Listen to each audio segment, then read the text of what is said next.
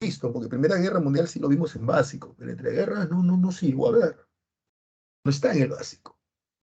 Y este tema entre guerras eh, trae una clase que por lo general no se toca y que se incluyó en el prospecto de San Marcos, creo que en este último también, que es Revolución Mexicana.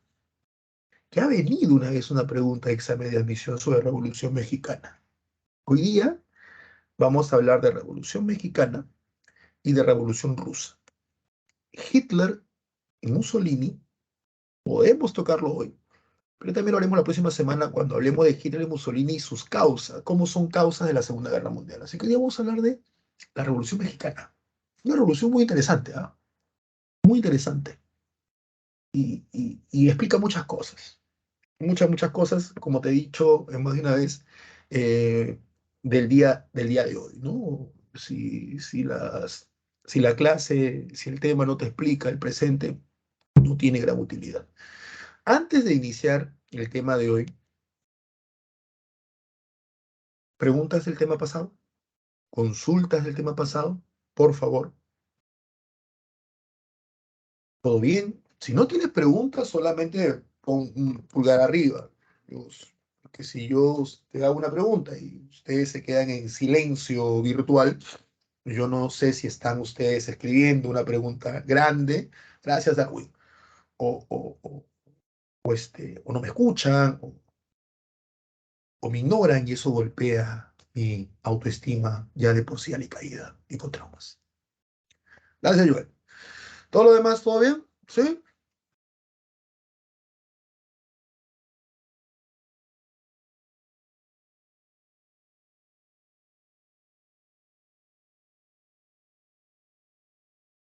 Ariana me pregunta, Bronce, ¿la Francia revolucionaria estaba en contra de la Iglesia Católica? Sí, sí, pero hay que entender algo, Ariana. Eh, o hay que explicar algo, mucho. Esa es la forma más adecuada. En primer lugar, la Francia revolucionaria hay que verla, asumo que me estás preguntando de la Revolución Francesa, no sé, en la de 1789, 1799. Hay que verla en dos momentos. Un primer momento, cuando es la burguesía, esta clase comerciante, esta clase económicamente muy poderosa, la que lidera esta revolución, que es la de la Asamblea Nacional, la Asamblea Constituyente y la Asamblea Legislativa. En este caso, hay que entender que la burguesía francesa, la clase revolucionaria francesa de ese momento, está en contra de la iglesia, pero está en contra de la iglesia como institución, no en contra de la iglesia como fe. O sea, no están en contra ni en la creencia en Dios, ni en la fe en Dios, ni en las Sagradas Escrituras, ni nada de eso. Están en contra de la Iglesia Católica, pero como institución, es decir, como conjunto de personas que lidera la Iglesia, que lidera la palabra y que han estado utilizando la palabra de Dios para justificar el poder del rey, justificar el absolutismo, justificar el antiguo régimen y para enriquecerse. Entonces, vemos a una Francia revolucionaria con una clase burguesa en la cabeza que está atacando a la iglesia, pero principalmente está atacando a los que dirigen esa iglesia.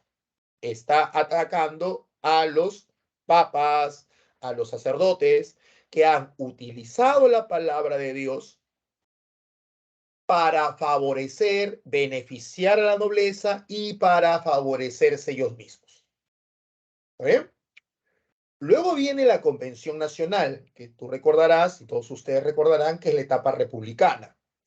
Y en esa etapa republicana hay un momento en el cual va a tomar el poder los sectores más radicales de la revolución, que son los jacobinos. En ese momento, cuando los jacobinos con Robespierre a la cabeza toman el control del Estado revolucionario francés, vamos a ver cómo la burguesía, los dueños de bancos, los dueños de industria, pierden el control de la revolución Y este dominio, control de la revolución pasa a los sectores de clase media-baja. Un sector de clase media-baja, profesionales, que va a levantar a las masas empobrecidas y radicalizadas, debido al hecho de que el rey pues había estado enviándole cartas al cuñado. Cuando estos radicales, los jacobinos, toman el control de la revolución, lo han perdido momentáneamente la burguesía, toman el control, ellos no solamente atacan a la Iglesia Católica como institución, como personas, sino que atacan a la fe. Acá sí se van con todo esta gente. Atacan a la fe. No quieren creer en Dios. Ellos son muy fuerte esta idea que en su momento la hablamos cuando hicimos Mesopotamia, cuando hicimos Roma, esta idea cuando hicimos Edad Media también, de que Dios es el responsable de todo lo que hace y de todo lo que pasa. ¿No? ¿Te acuerdas? Dios es responsable de todo lo que pasa, para bien o para mal. Entonces culpamos o responsabilizamos a Dios. Y en base a ello, cuando las cosas no nos salen bien, Dios tiene la culpa. ¿Sabes? Esta manía que se tiene en el mundo occidental de responsabilizar a Dios de todo lo que sucede, bueno o malo, y cuando las cosas no nos van como esperamos o creemos que deben irnos, culpamos a Dios o enfrentamos a Dios. ¿Por qué tú lo hiciste? ¿Por qué permitiste? Pasa con los jacobinos, porque los jacobinos dicen, ¿por qué Dios permitió que los curas hicieran esto? ¿Por qué Dios? ¿No? Vuelvo a insistir, esta tendencia que se tiene, pues, de creer que Dios debe estar, pues, al tanto de todo, y no solo al tanto de todo, sino interviniendo en todo. Y no es así, no es así. ¿Mm? Y que la vida tiene que ser de una manera, ¿no? Exacto, Mari, ¿no? Dios sabe por qué lo hace, ¿no? Y siempre con esta idea de que el humano tiene que estar, pues, viviendo en relación a... No digo que Dios no exista, Dios, si Dios existe, yo creo que dice, vivan, vivan, ¿no? Vivan. Y al final, si ustedes viven, es su responsabilidad lo que les pase, para bien o para mal. Pero bueno, punto. Ahí es donde estos jacobinos cambian el culto de Dios a la diosa razón. Ahí es donde ellos cambian el calendario al calendario revolucionario, porque no quieren un calendario basado en Cristo, sino basado en la Convención Nacional. Cambian los meses del año, por eso que hablan de la región termidoriana, el golpe del 18 de Brumario, etc. Ahí vemos un ataque mucho más fuerte contra no solo la iglesia, entendiendo la iglesia como la asamblea de fieles, como los líderes, sino contra la fe, así, directamente contra la fe. Cuando la región termidoriana acaba con los jacobinos, ¿ya? Y vuelve el directorio, como que esto se va bajando, vuelve el culto a Dios, ¿no? Los meses se siguen manteniendo, el calendario revolucionario se mantiene, pero ya no hay el culto a la diosa razón, hay el culto a Dios, nuevamente, comienzan a haber ciertas relaciones con la iglesia. Napoleón era cristiano, Napoleón era creyente, pero Napoleón vuelve a los orígenes de la revolución. O sea, yo creo en Dios, yo tengo fe en Dios, yo sigo la palabra de Dios, pero con quien tengo problemas son con sus representantes, no con Dios. Pues Napoleón por eso es que él trata de negociar con la iglesia, pero poniéndole en su lugar. El famoso Código Civil Napoleónico, esa tan famosa anécdota que Napoleón no permite que el Papa lo corone, él mismo se corona, diciéndole, tu poder no está por encima del mío. Pero hay que entender que es un Napoleón que está en contra no de la fe, sino que está más que nada atacando a las personas que desarrollan esa fe. O sea, él no está en contra de Dios, él no está en contra de la Biblia, él no está en contra de la palabra, él está tratando de colocar en su lugar a los representantes de esta palabra, de esta fe. ¿Se entiende esto ahí? Entonces es ahí, Ariana, lo que te podría yo responder sobre tu pregunta. ¿Te ayudé? ¿Te confundí más? Mejor no hubieras preguntado. ¿Todo bien, Mariana? Ah, ya, chévere, gracias. No, quién sabe, pregunta, lo termino confundiendo peor. Si es así, dime, yo vuelvo a explicar. Yo les he dicho a ustedes, les he dicho a ustedes, ustedes tienen que entender mi clase. Y si no le entienden y me están atendiendo, el problema soy yo. Vuelvo a explicar usando otras palabras. Bueno, listo, qué bien, Ariana, qué bien que te he ayudado. ¿Todo bien? ¿Todo listo? Vámonos con la Revolución Mexicana. Vámonos con México. ¿Por qué tenemos que estudiar una Revolución Mexicana, profe? ¿Por qué nos interesa México? Somos Perú. Es que esta revolución es muy importante. Muy importante. ¿Por qué crees tú que Víctor Raúl Haya de la Torre funda el APRE en México?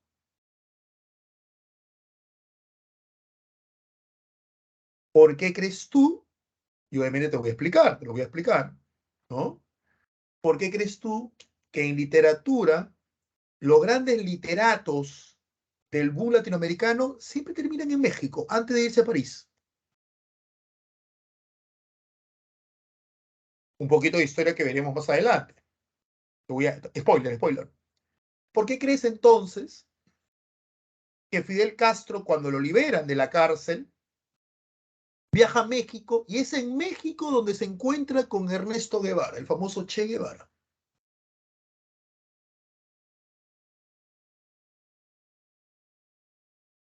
Y lo que te adelanté la semana pasada y que lo explicaremos hoy, ¿por qué crees tú que para celebrar el cumpleaños de alguien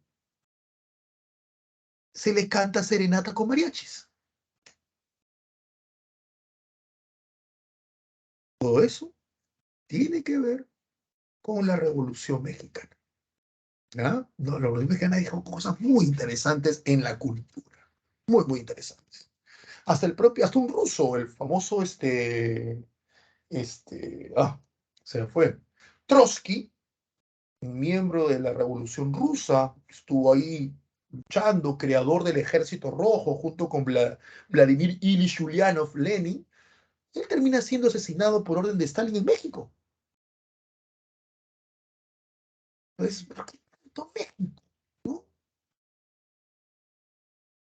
Vamos a ver eso. A ver, y vamos a escuchar un poquito de música también, pero más adelante, ahorita no. Esta clase me gusta hacerla con música.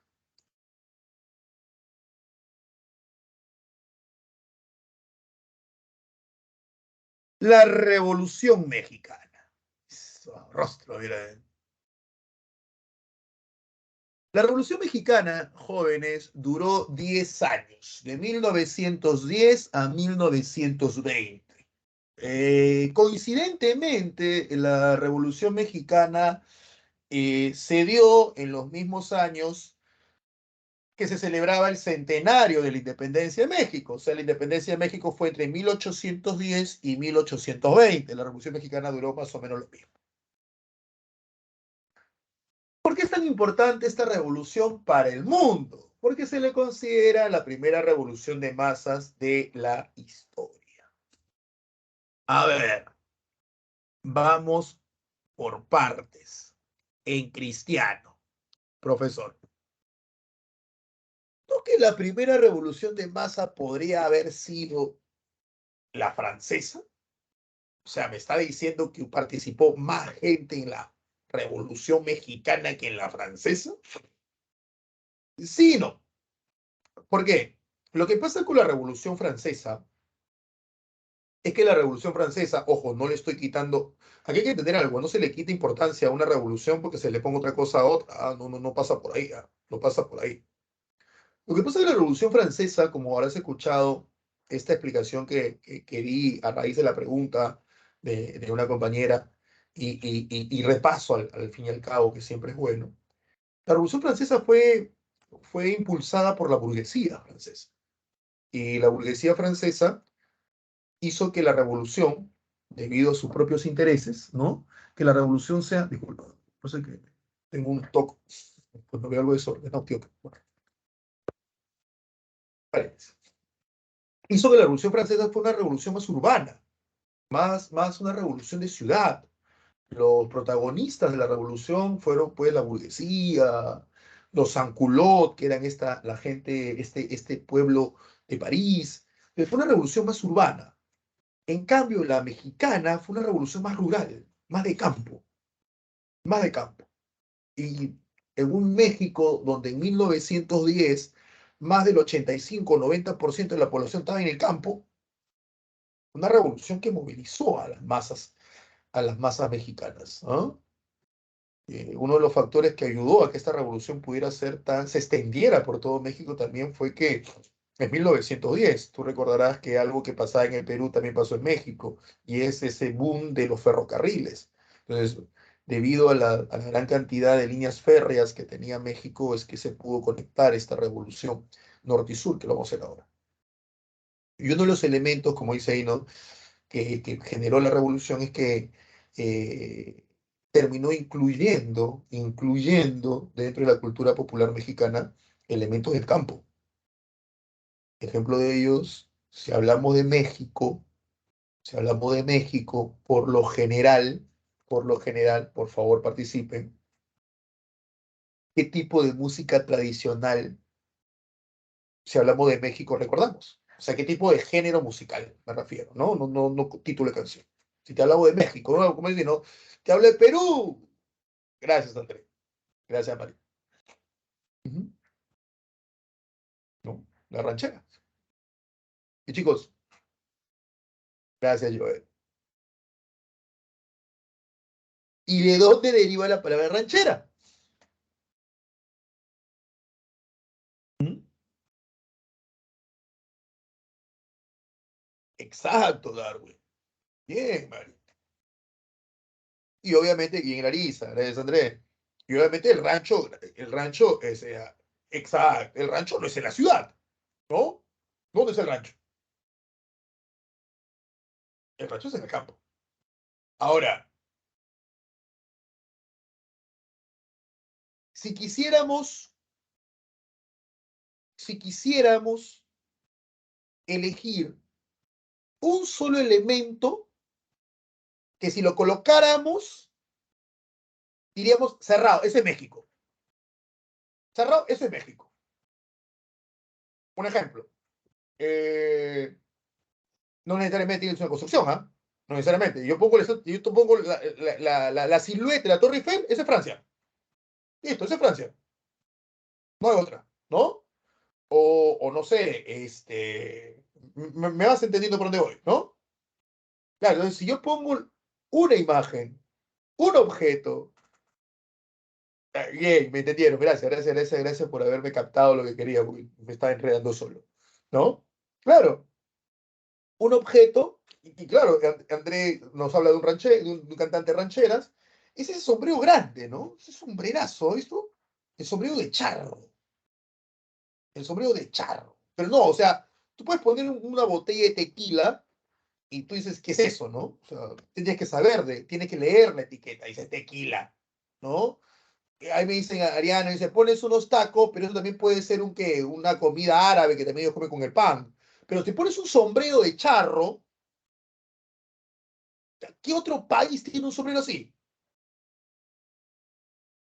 ¿Me entiendes? ¿Qué otro país tiene un sombrero así? México, cerrado. Y esos sombrerazos, ¿no? Todo dice que tú cuando vas a México y regresas, al menos uno tienes que verlo en el avión con ese sombrerazo, ¿no? Ese sombrero no es de ciudad. Porque el sombrero de ciudad es un sombrero más pequeño. ¿Te acuerdas que en esa época de los 20, de los 30, se usaba un sombrero pequeño, ¿no? Sombreras de campo. Otro elemento que se ha incluido. ¿Mm? La propia, que no es de la Revolución Mexicana y es mucho tiempo después, la propia Frida Kahlo, la, la, la artista Frida Kahlo, si te das cuenta, tiene también eso, gracias, Darwin, muchos elementos oriundos y vernaculares de México. Su propia ropa, como lo utilizaba, y ella no es descendiente oriunda, que yo sepa. El propio apellido te lo dice, ¿no? Claro, cuando hablan de México, la propia forma, ¿no? Coco. ese culto a los muertos que es muy propio de las culturas prehispánicas en México, el culto a la muerte. ¿Mm?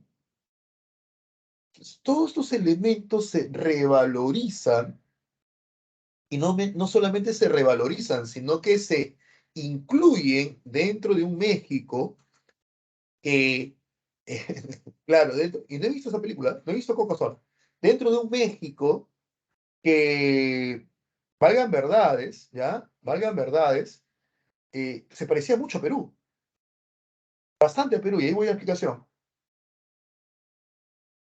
Exacto, Rick, ¿no? Juan Rulfo, y yo, ya que Rick lo ha sacado a la luz, Juan Rulfo lo recomiendo, léanlo, él tiene una sola novela, ¿no? Que es Pedro Páramo, una sola novela, es un novelón, y luego tiene un conjunto de cuentos que se llama, el libro se llama El Llano en Llamas, y yo recuerdo haber leído, más recuerdo los cuentos que Juan Páramo, que Pedro Páramo, más recuerdo los cuentos, porque hay muchos cuentos que aquel que ha vivido en campo, como a mí me pasó cuando era niño y adolescente, nos pega fuerte, ¿no? Nos pega fuerte.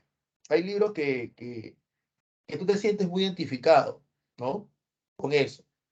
Yo he conocido muchas personas que me han dicho, y cierro esto ya, este paréntesis, muchas personas que me han dicho, a mí no me gusta mucho Cien años de soledad. Yo conocí a una chica, y yo era su profesor, y ella me decía, profe, ¿usted lee literatura? Sí.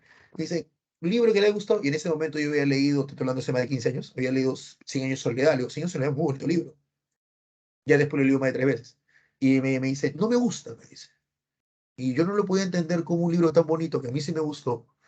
No le gustaba a ella y ella leía bastante. Y después conversando un poco me decía, yo le digo, y saqué esta hipótesis, le digo, tú nunca has salido de Barranco, ¿no? O sea, su familia sí, mis abuelos son de acá, mi papá son de acá, mi mamá también, yo soy. Entonces tal vez no te agrada mucho porque Cien años de soledad es más rural. Entonces hay elementos que son muy rurales y que tal vez a mí, como vivo en el campo, sí me llama más la atención.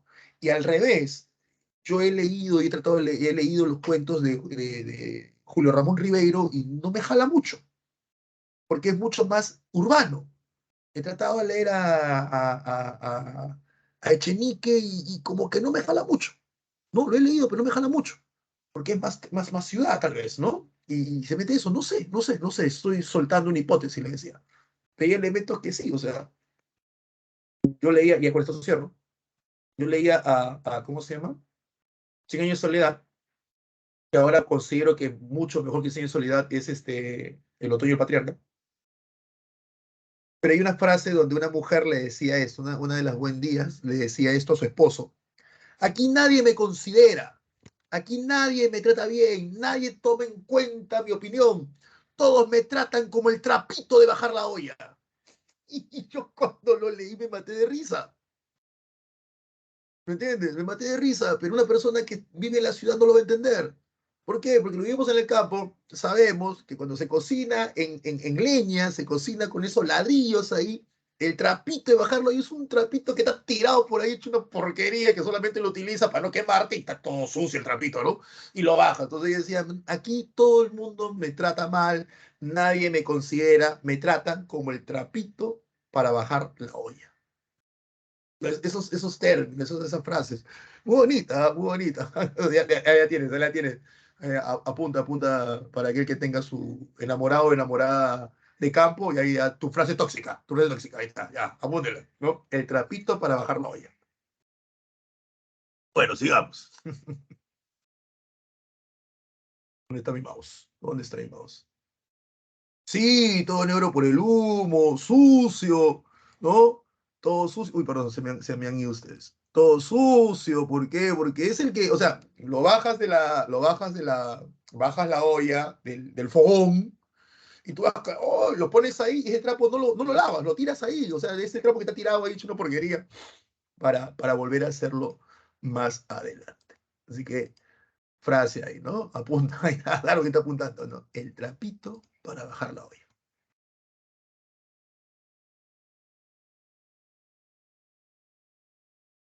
Causas de la Revolución Mexicana. ¿Por qué se da la Revolución Mexicana?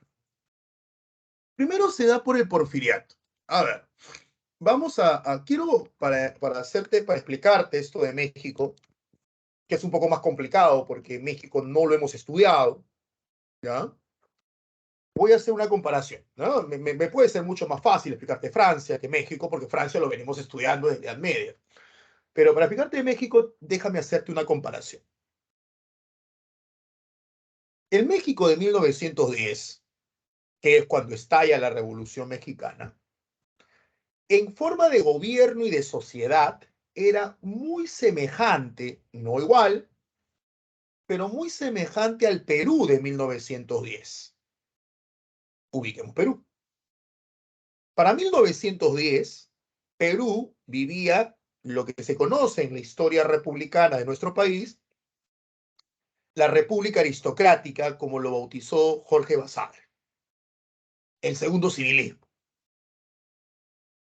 Esta república aristocrática que arranca para algunos con Nicolás de Piérola, para otros con Lope de la Romaña, y que termina en 1919 con José Pardo, se caracteriza porque el Perú, entre 1895 o 1899 hasta 1919, el Perú va a ser gobernado por un partido político, que es el Partido Civil, o le llaman el Segundo Civilismo, salvo el hipo de Billinghus, ¿no? Salvo ese periodo.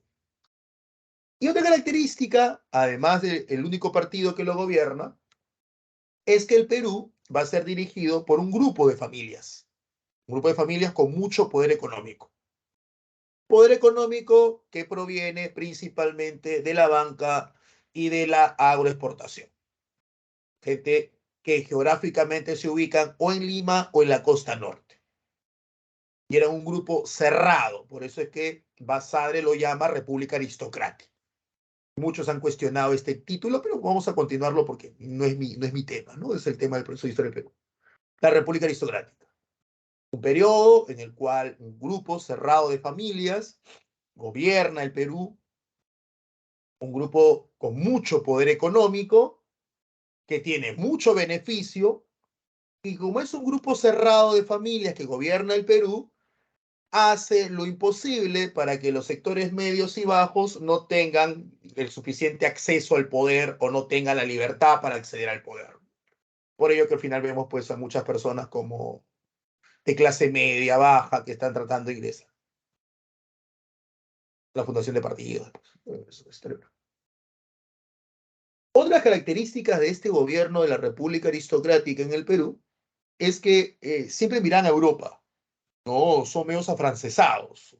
Miren Europa. En esa época no se mira Estados Unidos. No se mira Estados Unidos. Muy poco Inglaterra. Inglaterra, si bien es cierto, es el poder económico de ese momento, la cultura era Francia. Por eso que esta gente sabía hablar inglés y francés. Y si querías el idioma de los filósofos, ¿sí? De ese momento era el alemán. El inglés y el inglés británico, ¿eh? El inglés norteamericano no te le hablaba a nadie. El británico. Ya, algo parecido le pasaba a México. México venía siendo gobernado hasta 1910 por un partido político que ni nombre tenía, no tenía, bueno, no recuerdo bien el nombre, pero se representaba por una persona que era Porfirio Díaz. Porfirio Díaz. Acá hay una diferencia con el Perú. Acá hay una diferencia con el Perú. ¿Ya? En el caso peruano, tenemos a un partido en el poder, que es el civilismo, pero que se van turnando presidentes. Candamo, José Pardo, Augusto Bernardino Leguía, luego tenemos este periodo de ahí que no tiene que ver con ellos, que es Billinghus, le dan golpe de Estado, regresa Pardo, uno. Acá no, acá es un solo presidente, Porfirio Díaz gobernando 35 años. Su madre, la República Aristocrática fue de más o menos 20, 25 años, acá no, son 35 años, un solo presidente, Porfirio Díaz. Uno solo. ¿Dónde se asemeja al Perú? Que este Porfirio Díaz gobernaba con un grupo de poder económico. O sea, eran millonarios, gente poderosa en México, que se veían representados por el gobierno de Porfirio. Y que Porfirio obviamente les daba muchos beneficios. También podríamos hablar de una república aristocrática en México, si es que utilizamos el término dado por Basadre y lo trasladamos a México, con la diferencia que no es un partido con varios presidentes distintos, sino es un solo presidente, 35 años. Entonces, ahí te dije que son similares, no es que sean iguales.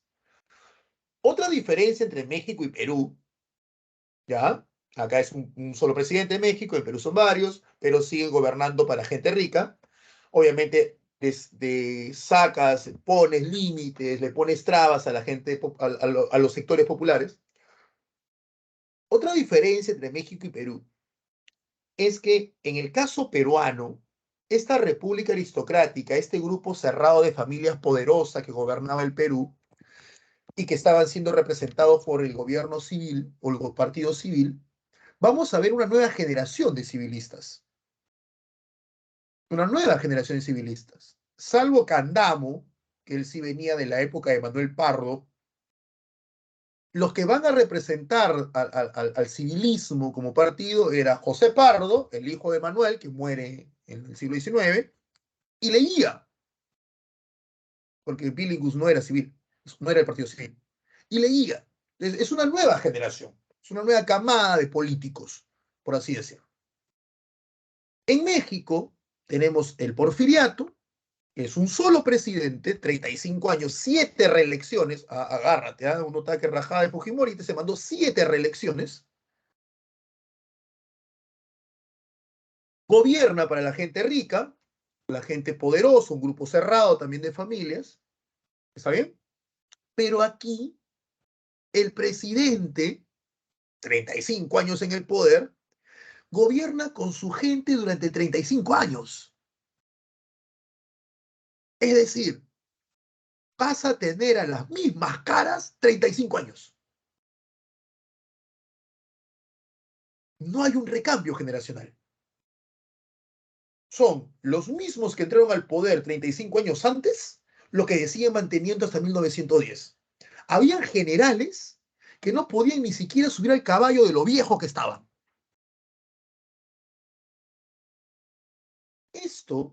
Esto, como te he colocado acá en las baratas, dice gobierno Porfirio Díaz, 35 años, su gobierno solo envió un grupo reducido y adinerado, Porfiriato envejeció, dictadura.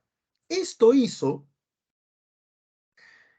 que el porfiriato tuviera dos rivales. Escúchame, dos rivales. Al ser un grupo, al ser un gobierno que solo representó los intereses de la gente con poder económico, ¿ya? Al ser un gobierno que solo representó los intereses de la gente con poder económico, y si recuerdan lo que te dije al inicio, México, más del 80% de la población era en el campo, entonces el porfiriato representaba a las personas no solamente de la banca y la industria, sino de los grandes terratenientes, los dueños de los ranchos o haciendas enormes, enormes. ¿Está bien? Muy parecido acá en el Perú, que eran los grandes exportadores del azúcar, del algodón, allá eran de los grandes terratenientes. Por ende, tus enemigos van a ser los representantes de los campesinos desposeídos de tierras o empobrecidos. La masa revolucionaria en México va a ser el campesinado mexicano, la gente del campo, que o no posee nada o les han limitado el acceso al poder. Ese es un rival, ese es un enemigo. El porfiriato, su propia naturaleza de gobierno aristocrático, tomando el término de Basadre, tiene como enemigo al pueblo. En este caso, el pueblo en México va a ser la gente del campo. Pero tiene un segundo enemigo, y eso tiene que ver con su naturaleza gerontocrática. Si tú recuerdas, cuando hablamos de gerontocracia, estamos refiriéndonos a el gobierno de ancianos.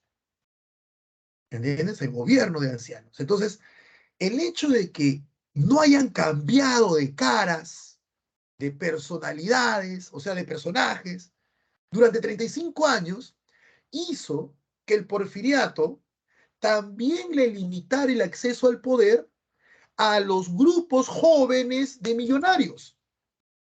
a los treintañeros, a los cuarentones, ellos no tenían acceso, eran millonarios, no eran pueblo, eran los hijos o los nietos de los ministros, de los generales, de los gobernantes, también era gente con mucho poder económico, pero que no se les permitía ingresar. ¿Por qué? Porque el porfiriato, además de ser aristocrático, era gerontocrático, o sea, puro viejito.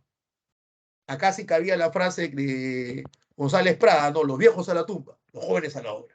En este caso, los jóvenes millonarios.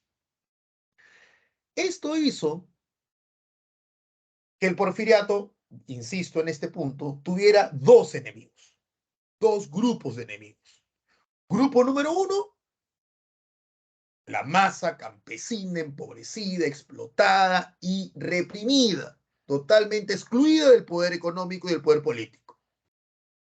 Y grupo número dos, los sectores enriquecidos, los sectores poderosos, pero jóvenes, jóvenes en edad, que no podían acceder al poder, no podían poner en práctica sus pensamientos nuevos, sus ideas nuevas, porque era un grupo gerontocrático, o sea, de par de ser millonarios cerrados, eran viejitos.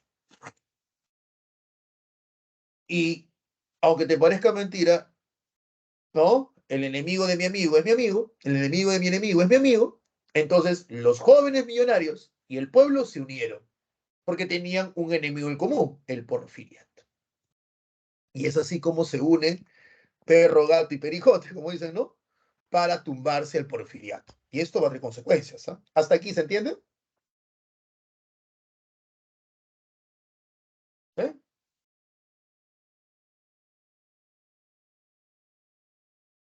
Listo. Entonces, sí. Gracias, Darwin, Mariana. Listo, Ani. Sí. Él es Porfirio Díaz. Él es Porfirio Díaz. La cosa estalló cuando Porfirio Díaz, ¿ya?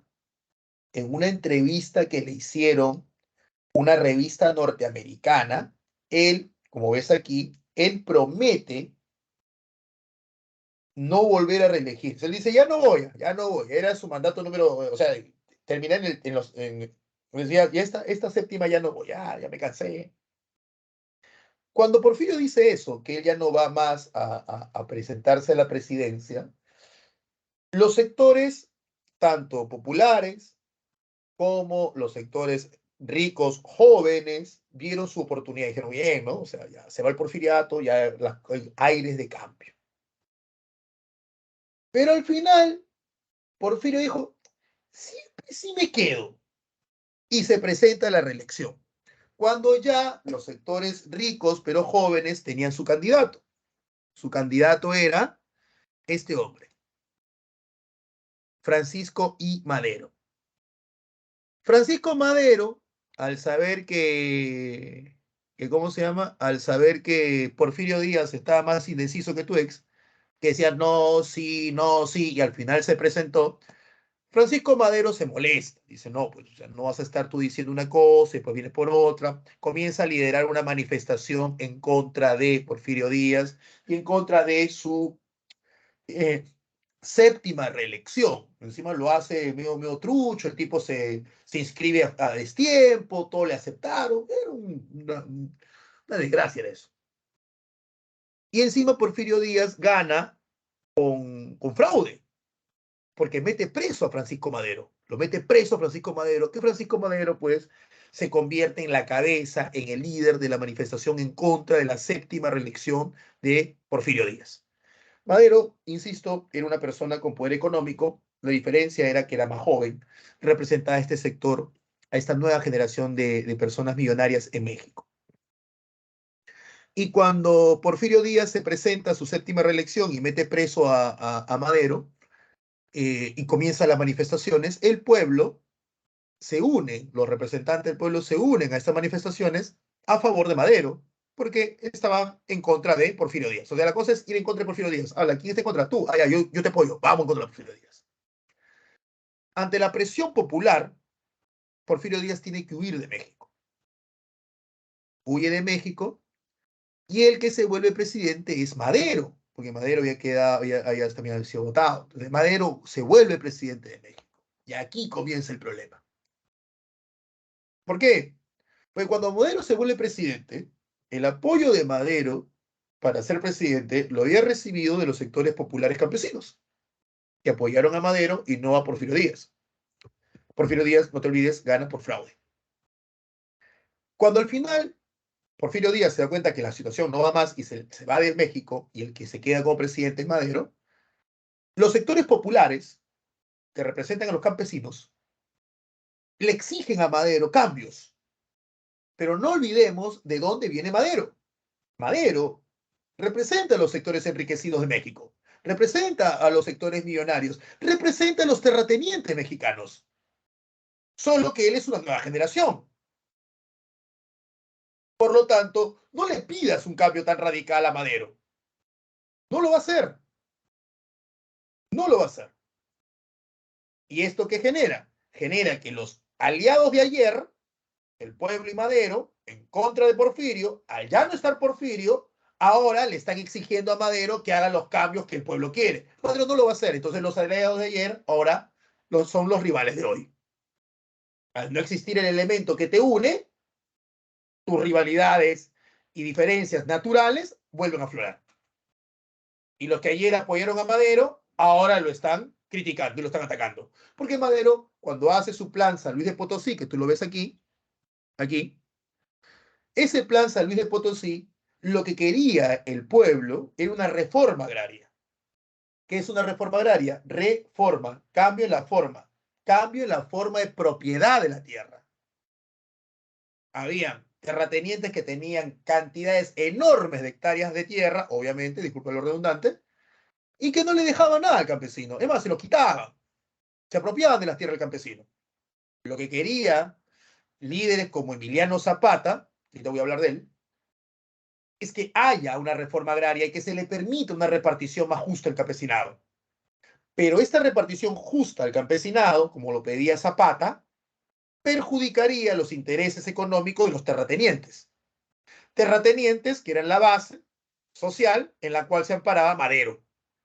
Por ende, Madero no iba a hacer bajo ningún motivo una reforma agraria radical, porque eso perjudicaría los intereses de su clase social y de él mismo. Como se diría de manera coloquial y un tanto vulgar. Cuando sacaron a Madero cuando sacaron a Díaz y pusieron a Madero, como dicen, han cambiado moco por baba. O sea, es más de lo mismo. Es más de lo mismo. Solo que uno era viejo, este joven. Punto. Punto. Esto hizo pues que comenzara a haber manifestaciones de los que ayer apoyaron a Madero, hoy están en contra de él porque se sienten decepcionados, se sienten desilusionados, pero no le vas a pedir, pues, como dicen los abuelitos, peras al olmo, pues. No le vas a pedir a Madero que te haga un cambio radical cuando el tipo no lo va a hacer, mira dónde proviene. No le vas a pedir peras al olmo. Y en este momento que hay golpes, que están ahí, que el pueblo se levanta, un militar llamado Victoriano Huertas, son nombres que tienen ellos, ¿no? Un militar llamado Victoriano Huertas, un militar que había venido en la época de Porfirio Díaz y que se había mantenido en el ejército, cuando Porfirio se va, le da golpe de estado a Madero. Bajo la justificación de que Madero no está trayendo orden y que sus antiguos aliados, Emiliano Zapata y Pancho Villa, que ahorita voy a pasar a hablar de ellos, están haciendo pues un desorden en México. Así que, ¿sabe qué? Usted como presidente no sirve, lo mete preso y lo mata a Madero. ¿Quién es este hombre de aquí? Él es Victoriano Huertas. Él es el general, para mal lo tiene, el general que aprovechando las manifestaciones populares lideradas por Zapata, lideradas por Villa, en contra de Madero, que antes era su aliado, él le da golpe de estado y lo mata. Y ahora Zapata y Villa se unen para tumbarse a Victoriano Huertas. Ahí tienes a Villa, Zapata, Carranza, Obregón, ¿no? Se unen, estos son los jefes. Vamos a hablar día de Villa y Zapata nada más. Al final, este hombre tiene que irse. Se va a Estados Unidos. Se va a Estados Unidos. ¿Quiénes son Emiliano Zapata y Pancho Villa? En realidad es Zapata, Emiliano Zapata, el más conocido en México, ¿no? Pancho Villa es el que tiene más marketing, pero es Zapata.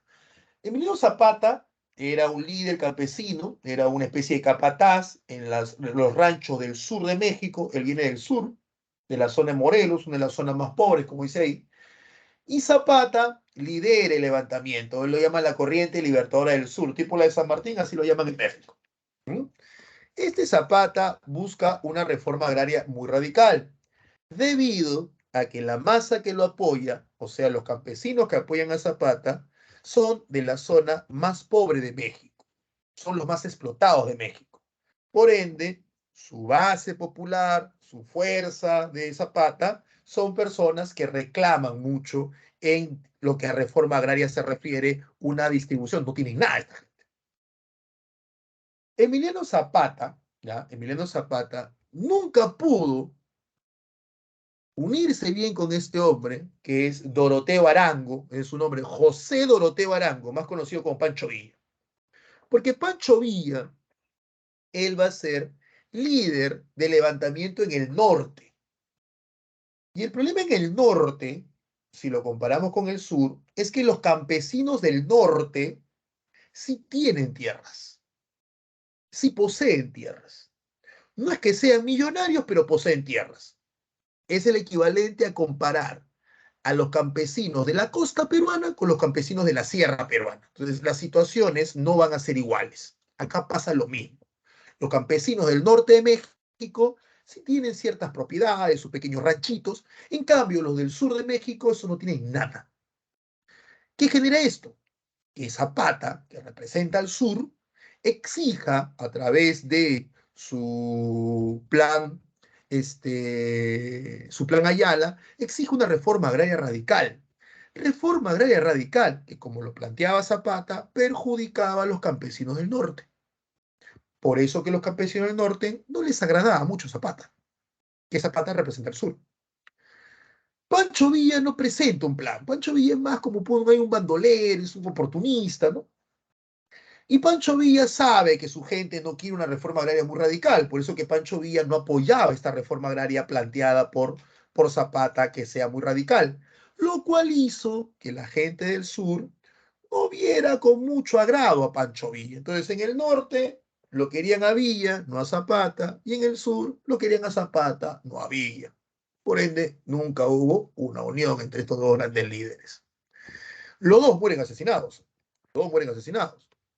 Y el responsable del asesinato de ellos dos es este hombre, Venustiano Carranza. Lo que sucede, jóvenes, es que esta revolución arma al campesinado mexicano. Y esta revolución hace pues que casi todo el pueblo de México esté armado. Es una situación muy complicada para el gobierno. Y dura 10 años la revolución. Había que ponerle un alto. No se puede plantear reformas, no se puede plantear cambios si es que no se puede negociar. Y no se va a poder negociar si toda la población o la mayoría tiene armas. Así que había que calmar la cosa para poder seguir adelante. O sea, la violencia era necesaria en la revolución, pero no siempre puedes llevar violencia. Llega un momento en el cual tienes que sentarte a negociar, tienes que sentarte a plantear y hacer reformas y hacer cambios, pero ya no en base a la violencia. Pero ¿cómo le dices eso a personas que están armadas? Hay que bajarse los líderes. Venustiano Carranza se le culpa de la muerte de Zapata. Zapata es traicionado por... En realidad, más que traicionado, Zapata se confió mucho de un allegado. Era un tipo, no recuerdo el nombre, era un tipo que había formado parte del bando del Estado, que convence a Zapata que ha traicionado al Estado para pasar al lado de Zapata, y lo convence matando a alguien de los suyos. O sea, mata a un amigo de él, del traidor. Se pasa al lado de Zapata, estuvo años al lado de Zapata. Zapata confía en él y al final lo engaña, haciéndole creer que va a haber una reunión importante en un rancho. Zapata va al rancho y lo emboscan y lo matan. Con Zapata pasa algo que ha pasado con todos los personajes históricos, para bien o para mal. La gente no cree que esté muerto.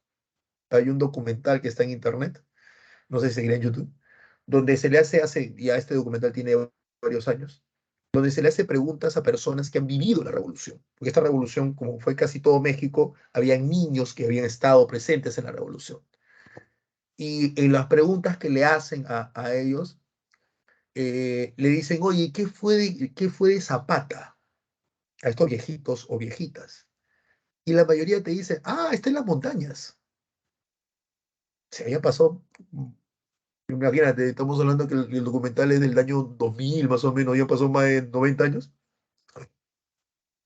Y el reportero, el que hace el documental, dice, pero señora, señor, a Zapata lo matan. Zapata muere en un rancho emboscado. Y todos te decían lo mismo. No, eso es lo que dice, mentira. Zapata es inteligente. Zapata no fue, mandó su doble. Él tenía un pata que era su doble. ¿Ya? Y a él lo mandaba a ese porque Zapata sabía que lo querían matar. Y matan a él. Señor, está en las montañas. Está allá. En el monte está él. Un día va a volver. Y te das cuenta que eso se repite bastante en varios, ¿no? Elvis Presley no ha muerto, Michael Jackson no ha muerto, Alan García no ha muerto, ¿no? ¿Me entiendes? O sea, no creemos en la realidad. No, no puede, no puede, no puede. Ya sea porque es una persona que consideras que no debería morir, como el caso de Emiliano Zapata, o porque piensas que debería pagar, como el caso de Alan, ¿no? Dice, no, Alan, no, que sea matar, no, fue medio raro, fue su doble, él está en París, hay fotos. Michael Jackson no ha muerto. ¿Quién no ha leído esas historias en internet? ¿No? Michael Jackson no ha muerto, Elvis Presley no ha muerto, ¿no? O murieron y los pusieron sus dobles. Paul McCartney murió, el que es ahorita es su doble. Avril Lavigne, creo que se llama la chica, bueno, ya ni tan chica ya, esta cantante de rock, ¿no? No ha muerto, murió, es su doble, ¿no? Y etcétera, etcétera, etcétera. Era así, era así. Y al otro que también matan es a Pancho Villa, ¿ya? A Pancho Villa también lo matan. A este lo matan tipo, estas matanzas de mafiosos, él lo matan con ametralladora. Él está en un auto y lo emboscan y con metralleta le meten bala a Pancho Villa. Pancho Villa es más famoso porque Pancho Villa, como está en el norte, y Pancho Villa, olvídate, Pancho Villa era un posero de primera. Muchachera, si hubiera tenido redes sociales como hoy, olvídate las cosas que pusiera. Era un posero de primera. Pancho Villa tenía esa personalidad que tenía tipo Hugo Chávez, así que les gusta llamar la atención. Ese era Pancho Villa. Y Pancho Villa tenía, correría, le dicen, o sea, se paraba metiendo a la frontera con Estados Unidos. Como para Estados Unidos era un problema Pancho Villa, por eso que Pancho Villa se vuelve muy famoso, porque Estados Unidos hasta manda un ejército a perseguir a Pancho Villa. Y ahí manda al general Pershing, que luego está en la Primera Guerra Mundial. Y Pancho Villa se vuelve muy famoso, él maneja muy bien el marketing, hasta le quisieron hacer un documental que nunca salió. Hay un documental sobre el documental que no se dio de Pancho Villa, donde Pancho Villa iba con unas cámaras agrandadas a un pata de Estados Unidos, creo, y Pancho Villa lo dejó, o sea, los reality, algo así, ya Pancho Villa lo estaba haciendo. Y Pancho Villa, normal, firma. Y decía, ya, bueno, lo llamaban, oh, hay una batalla, vamos, trae tu cámara, va a ser una batalla. Y iba y hacía la batalla, y al final le decía, ¿qué tal? ¿Te gustó? Y el otro decía, sí, pero o sea, esto no ha sido una batalla, esto ha sido una refriega, un enfrentamiento, algo pequeño, o sea, han perseguido unos bandoleros, han matado a 6 personas, nada más, o sea, la gente quiere verlo usted en acción. Y este decía, ¿qué? ¿Muy poquitos? ¿Avisa? Ah, ah, el otro pueblo que hubo. No, que la vez pasada, ya, esos muertos tráemelos y los ponemos acá porque sea más bonito, porque sea más muerto, que el gringo quiere más muertos, para que sea mucho más. Y eso hacía Pancho Villa. puedes creer, el tipo tuvo un montón de mujeres, un montón de hijos, era un personaje, Pancho Villa. Sí, sí. ¿Quién es más muerto? Más muerto, se bonito, ahorita mata más gente. Era un personaje, era Pancho Villa. A él también lo mata. Y para variar, a Venustiano Carranza también lo mata. Todos los grandes líderes de la revolución murieron asesinados, todos, todos, todos. Había una frase que decía, la revolución se come a sus hijos. ¿No? Era una cosa no creerlo. El que pone orden acá, pero que no forma parte de la Revolución Mexicana, ahí está, él es Porfirio Díaz. Ellos también eran muy, muy afrancesados, muy prusianos, ¿ah? Muy a lo alemán. Este casco es prusiano. Mira la diferencia, pero este Pancho Villa, staff, ¿no? Este es parte de esto que te decía de, de este documental. Ahí está el sombrero pues, de los campesinos, que luego se vuelve clásico para los mexicanos, con las carabinas 30-30, la carabina 30-30, ¿no? Con todo cruzado así, ¿no? ¿Ves? Claro. Y así se posa con un arma, ¿no? Que te pones la pistola así, que te pones así tontería, así se posa con un arma. Y tomándote fotos ahí, tu vecino baleado ahí con su pistola ahí. Así. Muestra esta foto al vecino maleante que se toma fotos ahí para su Facebook, para su Instagram. Él es Pancho Villa, él es Zapata. ¿Y a dónde se siente? Él es un personaje, ¿no? Las mujeres también participaron en la guerra. Sí, sí, sí, sí. Acá nada que dame, ¿ya? Dame igualdad, pero trátame bonito. No, no, no. Acá las mujeres van a la guerra. Mira, ahí está, acompañando al esposo. Ahí está, en la revolución. ¿Ves? Ahí está. Esto es, si no es así, no quiero, ¿ah? Ahí está, ¿no? Al pie del tren, ahí ella, ahí acompañando, ahí el tipo con su carabina. ¿Mm? Otra cosa interesante que también cambia, ¿ya? Que también cambia es que no recuerdo bien, México hasta esta época no tenía leyes muy claras sobre matrimonios, o sea, sobre el hecho de que te pudieras casar nuevamente si quedas viuda o si no había la certeza de que estabas viuda. Ya acá tuvo que cambiar porque los hombres estaban muriendo mucho en la guerra. Esta mujer, mira, eran sus hijos, ¿no? Ella tiene que verlo sola. Y mira lo que tiene acá, una carabina, porque no te olvides que están en guerra. Y en guerra, el humano se convierte en el peor animal que hay. Se debe cuidar que a sus hijos no le hagan nada. Debe cuidar. Yo no sé de qué se ríe este. Está feliz este, ¿no? No sé de qué se ríe, estamos en la revolución. Debe cuidar. Hay una película con María Félix, una actriz mexicana ya fallecida, ya anciana señora. Y hay una parte donde ella le pregunta, la película tiene que ver con la Revolución Mexicana, le pregunta a una mujer quién era su esposo. Y ella le dice, no, mi esposo murió en la Revolución. Y María Félix, la doña, una mujer muy fuerte, ella le decía, ¿no? No te preocupes, hija. Si la revolución te quita un marido, la revolución te da otro. Porque se permite esos matrimonios, ¿no? No, o sea, no estaba seguro que el esposo había muerto, pues te podías casar, ¿no? Entonces, ahí está, mira. Esto es igualdad. Hay que estar bailando con pelo morado. Esto es igualdad. ¿Vamos a la guerra? Vamos a la guerra. Ahí está la igualdad. Que voy a estar bailando con el pelo morado ahí. Esto es igualdad. Pero sin perder el feminismo. Mira, mira, ahí está tu florcita. Ahí está su florcita. ¿Ves? Una tira para, no sé, manzanilla, no sé, pero ahí está su flor. Ahí está. ¿Ves? Mira, deme un segundo, que mi hija ha llegado. Mira.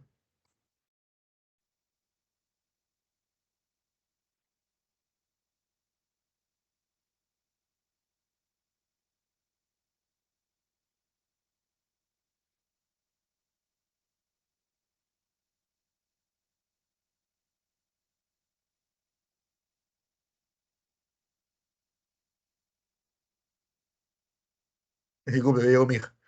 Y ahí lo ves, ¿ves? ¿Ves? Este chivolo, este no es pose, ¿ah? Ese no es como dices tú que tu vecino está con su pistola de juguete, no, este ha peleado, ¿ves? Y va a morir en guerra.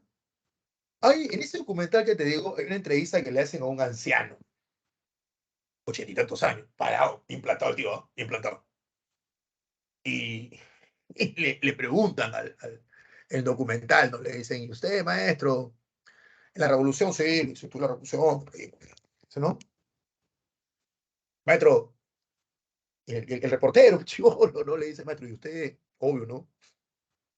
Mató en la revolución. Y el pata, no, le dice, voy a jugar. ¿A qué crees que va a una revolución? A matar, pues, le dice. ¿Cuánta gente mató usted, maestro? Y le dice, mira, cuando llegué a los 50 muertos dejé de contar. Madre. Dice, ¿usted ha matado a más de 50? Ya te dije. Cuando llegué a los 50 dejé de contar. Pero yo era bueno, dice. Cuando yo podía, le metí un balazo en la cabeza. No me gustaba, no me gustaba que sufriera. Eso sí, cualquiera puede hablar eso de mí. Cuando yo podía, su balazo en la cabeza para que no sufra. Madre, pero lo decía con una frialdad como que dice que voy a comprar pan. Dice, maestro, ¿y mujeres? Ah, claro, claro. Dice. ¿Cuántas mujeres tuvo? Y él le ponía así el parche. ¿No? ¿Mujeres o esposas? Y dice, bueno, esposas. Ah, yo tuve 8 esposas. 8 esposas. Sí. Mucho me acuerdo de la sexta, dice él. Decía, mucho me acuerdo de la sexta. Cocinaba muy rico. Y le dijo, ¿y mujeres? Caballero no tiene memoria, le dice. Caballero tiene memoria. Pero igual que los muertos. Cuando llegué a las 50, dejé de contar. Maestro, hijos, cuando llegué a los 20, dejé de contar. Madre, era un personaje este tipo cuando le hace la entrevista. ¿Ah? Sí, sí, sí, sí. Personaje. Y si te das cuenta, ellos imponen una moda a los mexicanos. Una moda que tú vas a encontrar en tus abuelitos. Mira, te das cuenta que todos tienen bigote. Bueno, ellas no, pero ¿no?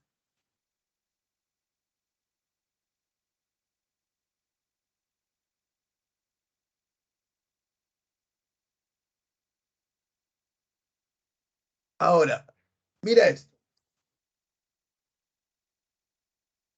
Todavía no estoy compartiendo pantalla. He dejado de compartir, ¿ah? He dejado de compartir. He dejado de compartir.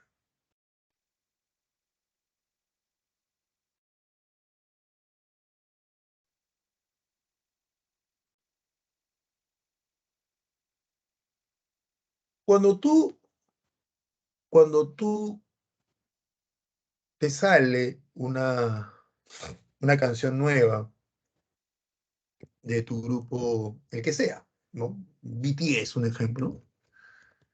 Tú lo descubres por Spotify o lo descubres por YouTube. Entonces, tú quieres ver el videoclip, ahí entras a YouTube o bajas Spotify, no sé. Si quieres ver el videoclip o otra cosa más, ¿no? Esa es tu forma, ¿no? Internet, YouTube, listo. Que en mi época era, cuando tenía tu edad, era MTV, ¿no? ¿Cómo en la época de tus bisabuelos? Y no tienen YouTube, no tenían ni televisión, ¿no? Porque una cosa es escuchar la canción y otra cosa es ver al cantante. No conocías al cantante. ¿Mm? Profe, ¿qué tiene que ver el cantante? Claro, la radio, pero ¿cómo llama? ¿Qué tiene que ver el cantante con la revolución? Te explico, te explico. Te dije que la revolución debía calmarse, ¿no es así? Que ya la cosa debía calmarse, ya de bajar. El que lo hace es un personaje llamado Lázaro Cárdenas. Lázaro Cárdenas toma la decisión de que la revolución en su etapa armada debe detenerse, porque si no, no se puede hacer cambios. Lázaro Cárdenas lo que desea es demostrar a la población de que tienes un Estado fuerte, que va a ser lo que la revolución buscaba, pero desde el Estado. Pero la cosa es, cálmense, ya, párenle, bájenle. Lo primero que hace Lázaro Cárdenas para poder hacer ello es necesita poder económico. ¿Qué hace Lázaro Cárdenas? Expropia el petróleo. Lázaro Cárdenas expropia el petróleo. ¿Ya? Él expropió los yacimientos petroleros. Se los expropia a las empresas norteamericanas. ¿Saben? Se las expropia. Tanto es así que este hecho, así como nosotros lo tenemos bien marcado por Velasco Alvarado, en México lo tienen bien marcado ellos. Bien, bien marcado. ¿Ya? Un personaje famoso del Chespirito, no sé si ubicas a Chespirito, el que hace el Chavo del Ocho, el que hace Chópira, un personaje famoso de Chespirito era la Chimoltrufia, ¿ya? Que hacía de Florinda Mesa en el Chavo del Ocho, en Los Ladrones, Los Caquitos, hacía la Chimoltrufia. Y su nombre de ella era María Expropiación Petronila, en este personaje ficticio, en honor a la expropiación petrolera de Lázaro Cárdenas, así lo explicaba ella en este programa. Con Lázaro Cárdenas, con esta expropiación de petróleo, él tiene suficiente dinero para comenzar a hacer reformas desde el gobierno. Y comienza a hacer reformas. Comienza a construir caminos, carreteras, comienza a hacer dentro de México, la Ciudad de México, comienza a hacer más fiestas con motivos campesinos, ¿no? Esto de los sombreros, eh, llevar alimento a los pueblos con helicópteros, que en ese momento ya existía y tanta cosa más. Pero chicos, todo esto debía calmar a la población y sentir que el Estado estaba llevando a cabo la revolución, pero ya desde manera formal, desde manera del Estado. Pero, ¿cómo logro que todo esto que estoy haciendo en México es enorme, lo sepa la gente? ¿Cómo lo logro? ¿Cómo logro hacer conocer a la gente de que estoy llevando a cabo los cambios que se prometió? La respuesta es a través de los medios de comunicación. ¿Pero qué medio de comunicación tienes en 1930 y tanto? La radio. Sí, pero la radio tú escuchas, no ves. Lázaro Cárdenas soluciona este problema de tener que hacer entender y llegar a la población lo que él está haciendo, incentivando el cine. Lázaro Cárdenas incentiva el cine, la sala de cine, las productoras de cine, para que a través del cine todo México se entere de que el Estado mexicano está llevando a cabo los cambios que la revolución quería. Por lo tanto, cuando se proyectaba una película, antes de la película y durante la película, pasaban comerciales de Lázaro Cárdenas, su imagen del presidente, yendo a un pueblo, llevando comida, llevando esto, llevando ropa, ayudando. Entonces, la gente que veía cine, que estaba solamente en una tela grandaza que se proyectaba en cualquier lugar, sentía que el presidente, que el Estado estaba llevando a cabo la revolución. Para esto, el presidente, Lázaro Cárdenas, financia muchas productoras de cine. Por eso que tú ves que el cine mexicano lo puedes encontrar en blanco y negro. Por eso que encuentras películas en blanco y negro del cine mexicano. ¿Entiendes?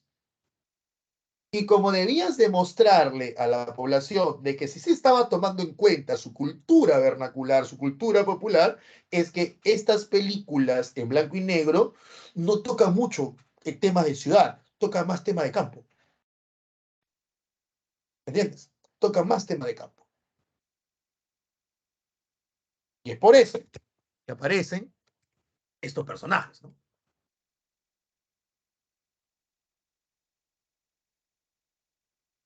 Pedro Infante, Jorge Negrete. ¿Ah?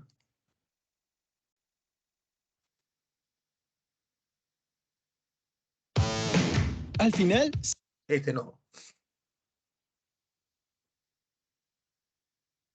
Oficialmente el compromiso matrimonial de mi hija con el señor don Jorge Bueno, que me ha hecho el honor en solicitar su mano. Y de paso les diré que el hecho me congratula en alto grado, porque sin agraviar a los presentes, no podría encontrar un yerno mejor.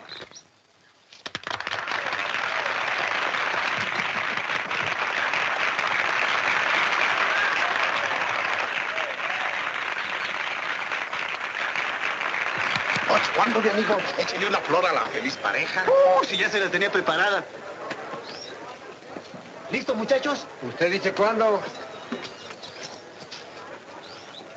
Arránquense.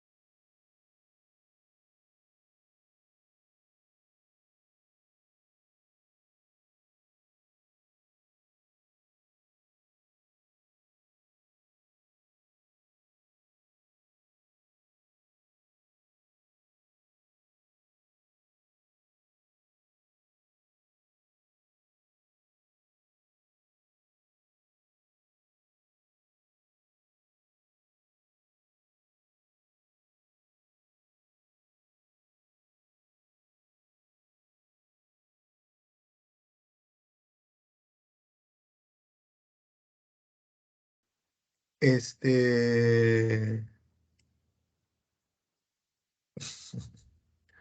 primer lugar, para aquellos que no saben lo que ha pasado, te explico, eso se llama cantar, ¿ya?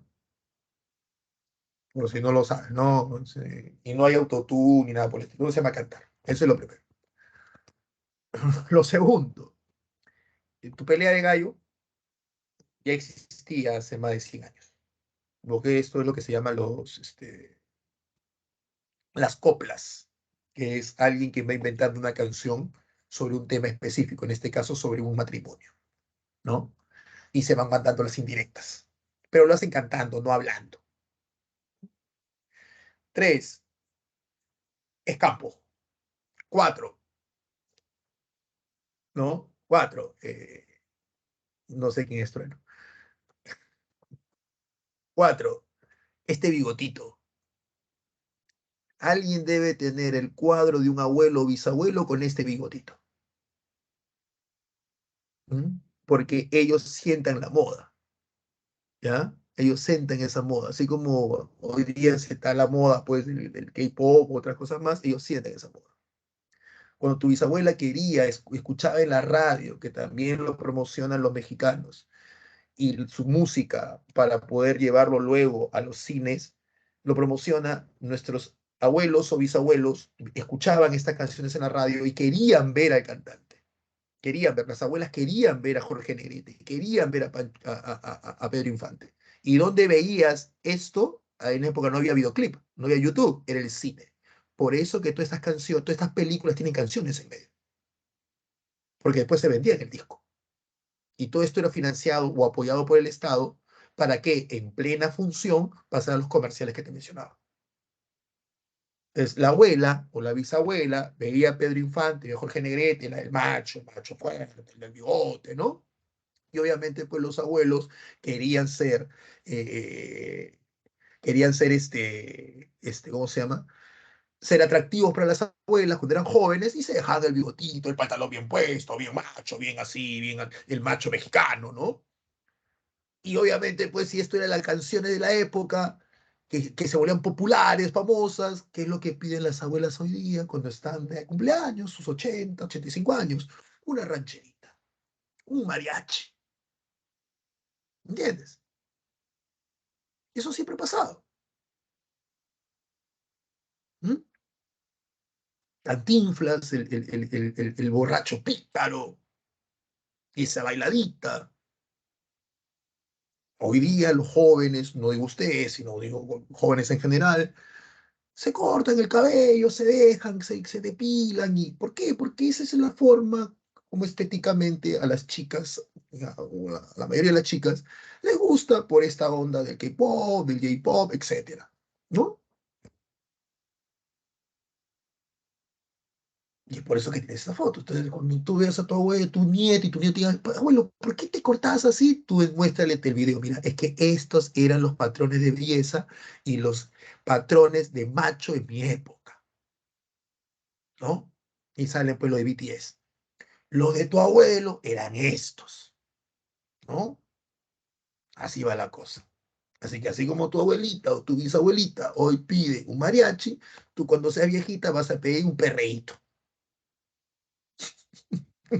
Ya no era serenata, sino era perreíto. Así va, no te preocupes.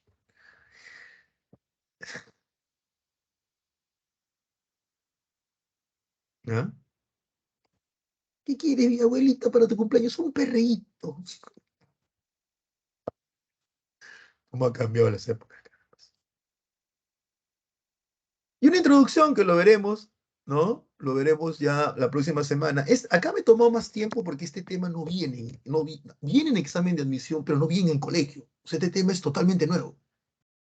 Porque ustedes saben quién es Lenin, saben quién es Marx, lo vamos a ver la próxima semana, obviamente, pero esto no viene, ¿no? Y acá tenemos pues la Revolución Rusa, que solamente voy a hablar de las causas. La próxima semana tomamos más tiempo de ello. Fue una revolución socialista. Ya hemos hablado que es el socialismo. Es una revolución socialista que se va a dar en contra de un gobierno absolutista del zar Nicolás II. Nicolás II es el zar durante la Revolución Rusa. Es el zar que entra a la Primera Guerra Mundial y es el zar que va a la Revolución Rusa. Eh, Cierro de esta manera, ¿ya? Hay un noble, ¿ya? Hay un noble ruso que se entrevista con el zar, con Nicolás II Romanov, y le dice, zar, no vaya a la guerra, a la Primera Guerra Mundial, no vaya a esa guerra. Le dice, ¿por qué? Yo le explico, zar. Rusia económicamente no está bien. Vamos a enfrentarnos a potencias económicas más grandes que nosotros. Alemania, Inglaterra, Francia, ¿ya? Si usted va a la guerra, va a gastar más de lo que tiene. Y ya de por sí estamos medio endeudados. Va a endeudarse más. Este endeudamiento va a hacer que Rusia pase por una grave crisis económica. Crisis económica que se va a ver graficada, entre muchas cosas, por la escasez de alimentos. Esta escasez de alimentos va a hacer que la población rusa pobre del campo, que ya de por sí come solamente para vivir, no va a tener que comer. Va a hacer que esta gente se moleste y que haya manifestaciones tanto en el campo como en la ciudad. Estas manifestaciones, Sar, no son nuevas. Ya hemos tenido manifestaciones como estas. En 1905, cuando perdimos la guerra contra Japón, Paz Armada, acuérdate, también salió en las calles la gente. Pero en ese entonces se pudo controlar. ¿Por qué? Porque tenemos un ejército. Que sean, valgan verdades, es el ejército más grande del mundo. O sea, es el ejército que tiene mayor cantidad de soldados en todo el mundo. No hay un país que tenga tantos soldados como nosotros. Pero nosotros tenemos un ejército muy numeroso debido a que somos un país muy grande. Entonces necesitamos muchos efectivos militares para poder salvaguardar todo este país. Pero ya hemos perdido una guerra con Japón en 1905 y nuestro ejército ha demostrado que no es eficiente en guerras internacionales porque nuestro ejército se ha preparado más para reprimir a las masas campesinas, para reprimir las manifestaciones. Y una cosa es meterle bala a un campesino que tiene piedra y palo, y otra cosa muy distinta es agarrarte a balazos con otro ejército profesional.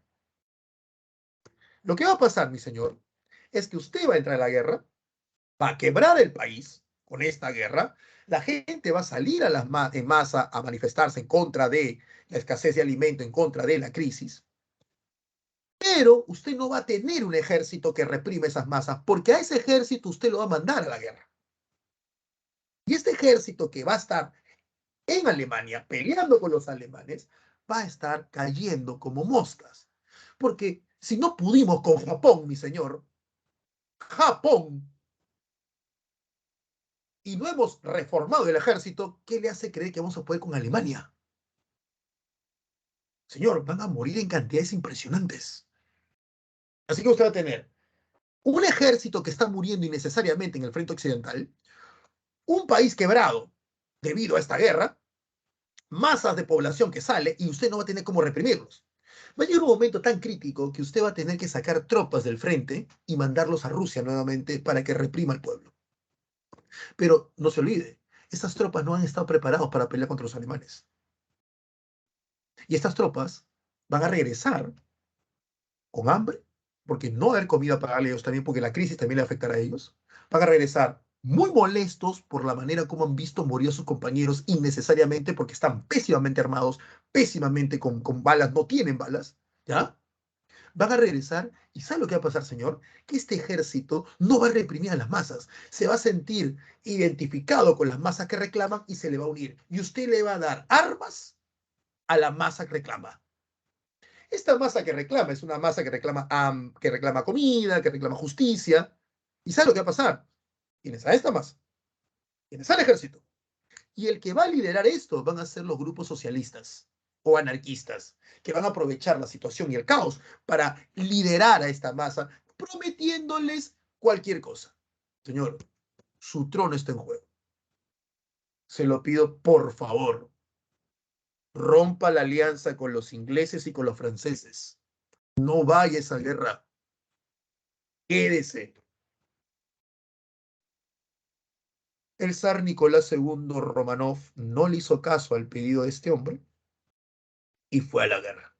Y señores, señoritas, como si este hombre, este ministro, este noble, que hizo un excelente análisis de la realidad rusa, hubiera tenido boca de profeta, todo lo que dijo fue lo que pasó. Y así fue como se da la revolución rusa. Por eso que la causa que detona esta revolución fue la Primera Guerra Mundial. La causa que detona. La próxima semana hablamos de Hitler y Mussolini, que también es muy interesante a través de la Segunda Guerra Mundial. Preguntas, consultas, comentarios o dudas. Voy a ampliar su hora de, de la práctica, ¿ya? ¿Alguna pregunta, alguna consulta? ¿Se han quedado con los mariachis? ¿Se han puesto a pensar que de viejito van a tener que bailar perreo? ¿Ustedes dicen? ¿Ya no van en mariachi, sino en Maluma y esas cosas?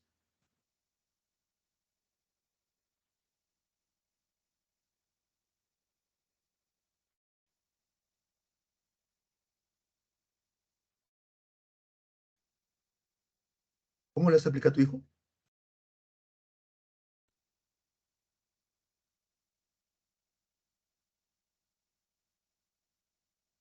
Listo, qué bueno. A ver, listo, Jimena. Como yo me he excedido de tiempo, ¿ya? He ampliado la hora de hacer la práctica. Ya lo he ampliado. No solamente 10 minutos ni 15, más lo he ampliado. Pero por favor, hágalo. Sé que ahorita tú vas a salir, vas a comer, entonces lo he ampliado por algunas horas. Pero no dejen de hacerlo, por favor. ¿Está bien? No dejen de hacerlo. Si puedes hacerlo ahorita, ahorita, lo que está facilísimo. Pero si ya tienes que irte corriendo, tienes que hacer otra cosa que hacer, ¿no? Lo he ampliado, ¿ya? Pero por favor, no dejen de hacerlo. Nos vemos la próxima semana. Gracias por haber estado en clase, por haber participado, chicos, y espero que hayan entendido y les haya gustado como siempre. Nos vemos la próxima semana. No te preocupes, Ariana. Chau, chau, Jimena. Hasta la próxima semana. Chau. Listo, Darwin. Nos vemos. Chau, Ani. ¿Dice Ani?